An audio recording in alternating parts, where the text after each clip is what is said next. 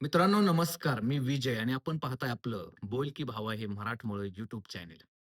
बऱ्याच दिवसानंतर व्हिडिओ टाकतोय मित्रांनो. काही पर्सनल प्रॉब्लेममुळे मला व्हिडिओ टाकता येत नव्हता.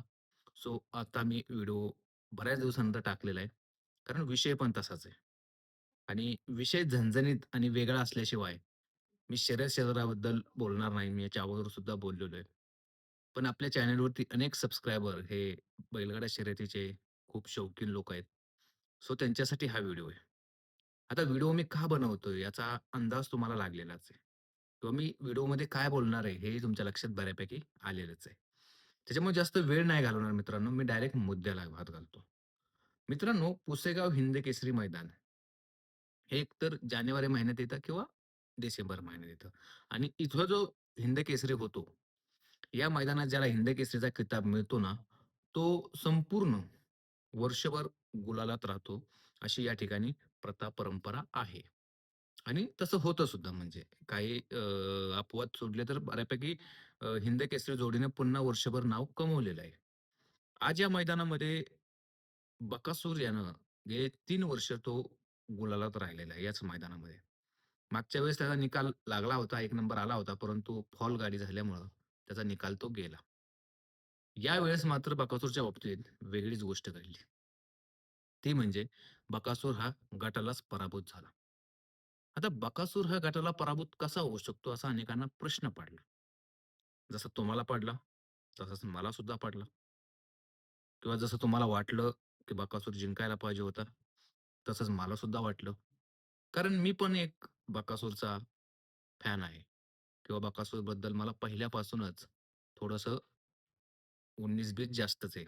म्हणजे आपण पहिले व्हिडिओ पाहिले तुम्ही, तर मी बकासूरबद्दलच खूप साऱ्या बोललेलो आहे. बाकी बैलांबद्दल आपल्याला द्वेष असण्याचं कारणच नाही. परंतु आपण बकासूरसाठीच चॅनल आपला ओपन त्यावेळेस केला होता आणि त्याच्यानंतर त्याच्याविषयीच आपण भरपूर वेळा बोलत आलो. पण आजच्या मैदानाबद्दल बोलायचं होतं, तर बकासूर हा गटाला कसा काय पराभूत होऊ शकतो? सेमीला ठीक आहे, कारण सेमीला सगळ्याच गाड्या टफ असतात.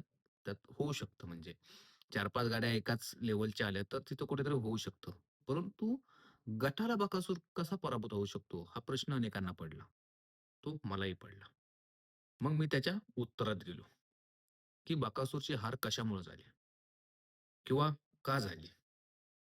पहिली गोष्ट म्हणजे अनेकांनी याच्यावरती तर्क लावला, की बकासूर संपला. किंवा बकासूरचं आता वय झालं. त्यानं आता पळालं नाही पाहिजे, असं अनेकांचं म्हणणं आलं.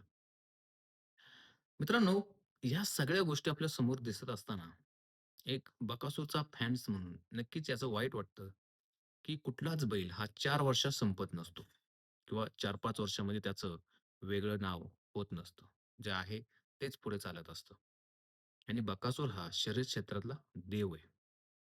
म्हणजे तो महादेवाचा नंदी आहे का? तर 100% आहे. त्याच्याकडे काही ना काहीतरी देवानं दिलेलं आहे असं, की त्याच्यामुळं शर्यत क्षेत्र एका वेगळ्या उंचीवरती गेलं. मित्रांनो, आम्ही त्यावेळेसपासून बकासूर सोबत आहे किंवा बकासूरला पाहिलेलं आहे. ज्यावेळेस पहिल्यांदा बकासूर म्हणजे पहिल्या त्या काळामध्ये त्यावेळेस त्याचं बकासूर नाव नव्हतं. सरपंच नाव होतं. त्यावेळेसपासून त्याला आम्ही पाहत आलेलो आहे. त्याची जडण-घडण पाहत आलेलो आहे. त्याच्यामुळं तो नेहमीच वर जात आला. आता अनेकांनी तर्क बांधला, की त्याच्यासोबतचा जो बैल होता पाखरे म्हणून, तो त्याच्यापेक्षा वरचढ बैल होता. वरचढ या अर्थी, की तो जास्त असा उंच, धिप्पाड वगैरे होता आणि त्या मैदानामध्ये पाहिलं असेल आपण, की ज्यांनी नंबर काढला ते आदतचेच खोंड आहेत दोन्ही पण. नवीन चेहरे मिळालेत. आता ते फॉल आहे की काय ते आपण नंतर पाहूया. पण आत्तापर्यंत तर काय विषय नाही तो.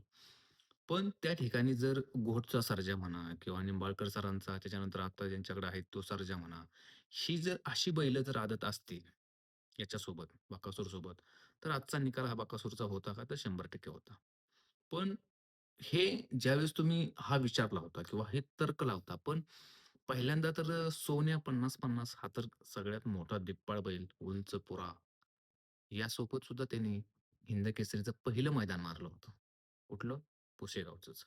त्याच्यामुळं हा तर्क लावणं थोडंसं वेगळं ठरेल. पण जर आदतचा बैल त्याच्यासोबत असता किंवा त्याच्यापेक्षा लहान बैल असता, तर त्याने ते रान ओढलं असतं. कसं असतं एका मापाची बैल असतील, तर जिंकायला किंवा ते स्पीड जे आहे ते मेंटेन करायला ना, जास्त त्रास होत नाही. असंच काहीतरी झालं. परंतु जो पाखऱ्या बैल होता, तो सुद्धा खूप सुंदर पळाला म्हणजे. एकट्या बकासूरमुळेच बकासूर पराभूत होतो किंवा असं काही नसतं. सोबतचा बैल सुद्धा तितकाच पळत असतो. तो पळतो म्हणून पुढे आपण जात असतो किंवा पळतो तो त्याला स्पीड चांगलं असतं म्हणून पुढे जात असतात.